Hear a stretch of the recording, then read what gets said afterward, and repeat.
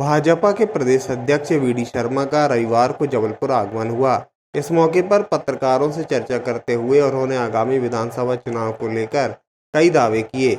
उन्होंने भाजपा की दूसरी लिस्ट को चौंकाने वाले बताए जाने के सवाल पर कहा कि यह पार्टी का निर्णय है और सभी को मान्य है। सांसदों को विधानसभा चुनाव लड़ाना कोई आश्चर्य की बात नहीं है। भाजपा प्रदेश अध्यक्ष वीडी शर्मा ने कमलनाथ सरकार को भी आड़े हाथों लिया और कहा कि 15 महीने के कार्यकाल में कमलनाथ सरकार ने सभी योजनाएं बंद कर दी थीं, जिससे लोगों की मुसीबत बढ़ गई थी, इसलिए लोगों ने उनकी विदाई कर दी।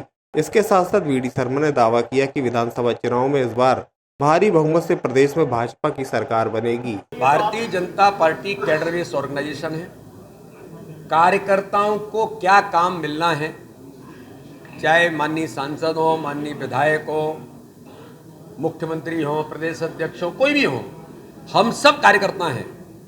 और चुनाव एक युद्ध की रणनीति है। इस चुनावी युद्ध की रणनीति में चुनाव जीतने के लिए हमारे नेतृत्व को लगता है कि इन कदमों को उठाने की जरूरत है।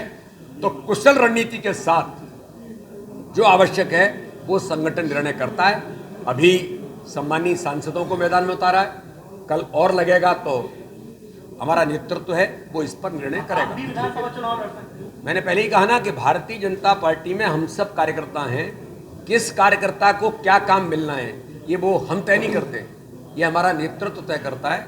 और हमारे नेतृत्व को लगेगा कि किसे क्या काम देना है, तो जो काम देते हैं उस काम में हम सब लोग लग जाते हैं। ये भारतीय जनता पार्टी अपनी योजनाबद्ध तरीके से क्या करना और क्या नहीं करना है नेतृत्व अपनी कुशल रणनीति के साथ करता है। और भाजपा कैडर बेस्ड ऑर्गेनाइजेशन है। कार्यकर्ताओं की चिंता करने का काम भारतीय जनता पार्टी के नेतृत्व का है। कल भी था, आज भी है, इसलिए आप बिल्कुल चिंता मत करिए। उनकी जिंदगी ही ट्वीट में निकल गई। ट्विटर पर ही चल सकते हैं, जमीन पर तो चल नहीं सकते। भारतीय जनता पार्टी ने भारत के प्रधानमंत्री नरेंद्र मोदी जी के नेतृत्व में गांधी जी के उन विचारों को जमीन पर उतारने का काम, चाहे स्वच्छता का अभियान होगा, जो गांधी जी ने इस देश को इतना बड़ा विचार उस समय दिया था कि भारत को स्वच्छ बनाना है, या फिर गांधी जी स्वदेशी और लोकल प्रोडक्ट को लेकर के जो आह्वान गांधी जी ने देश के अंदर लिया था, इन दोनों बातों को जमीन पर उतारने का काम किसी ने किया तो भारत के प्रधानमंत्री नरेंद्र मोदी जी ने किया।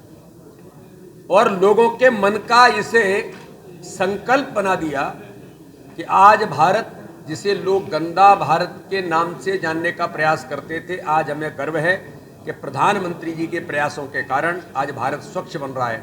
और आज पूरा देश, 140 करोड़ जनता, भारतीय जनता पार्टी के करोड़ों करोड़ कार्यकर्ता 1 घंटे श्रमदान करके स्वच्छता ही सेवा ये संकल्प के साथ मैदान में उतरे। तो 140 करोड़ जनता मैदान में उतरी और कमलनाथ जी ट्विटर पर खेल रहे हैं केवल बस। गुड गवर्नेंस किसने दिया है ये जनता जानती है। आपके प्रधानमंत्री राजीव गांधी कहते थे कि 1 रुपए में से 85 पैसे दलाल और बिचौलिए खा जाते हैं, भ्रष्टाचार में चला जाता है, 15 पैसे गरीब तक पहुंचता है। ये कांग्रेस के उनके परम पूज्य पिताजी जो इस भारत के प्रधानमंत्री थे, उन्होंने कहा था ऑन रिकॉर्ड ऑफिशियल। लेकिन हमें गर्व होता है कि भारत के प्रधानमंत्री नरेंद्र मोदी जी, भारतीय जनता पार्टी की सरकार बनती है तो आज दलाल और बिचौलिए की व्यवस्था समाप्त करके अगर 1 रुपया गरीब के खाते में जाता है तो एक ही गरीब के खाते में पहुंचता है। ये गुड गवर्नेंस प्रधानमंत्री नरेंद्र मोदी ने दिया है। भ्रष्टाचार कहां था और आज क्या है ये देश की जनता जानती है। मध्य प्रदेश के अंदर कमलनाथ जी की सरकार थी जो झूठ बोल करके बनी थी। उस समय ये मध्य प्रदेश के अंदर वल्लभ भवन दलाली का अड्डा बना था और उस दलाली के अड्डे में 281 करोड़ रुपए कमलनाथ जी के पीए मिगलानी और कक्कड़ के यहां पकड़ा गया था, जो इन्हीं की सरकार में इनके मंत्री आरोप लगा रहे थे भ्रष्टाचार का। और वो ऑन रिकॉर्ड पकड़ा गया। तो भ्रष्टाचार कहां हुआ था और कहां होता है ये ऑन रिकॉर्ड मीडिया भी जानता है, मध्य प्रदेश की जनता भी जानती है। और मुझे लगता है कि बड़े जो रिकॉर्ड लिखते हैं आश्चर्य वाले कि कौन सा दुनिया का आश्चर्य है, तो उनमें से एक आश्चर्य ये भी है कि राहुल गांधी हिंदुत्व पर लेख लिख रहे हैं, जिन्हें यही नहीं पता कि वो क्या है। मैं गहराई के साथ कहना चाहता हूं, राहुल गांधी ये बताएं देश के अंदर वो क्या हैं?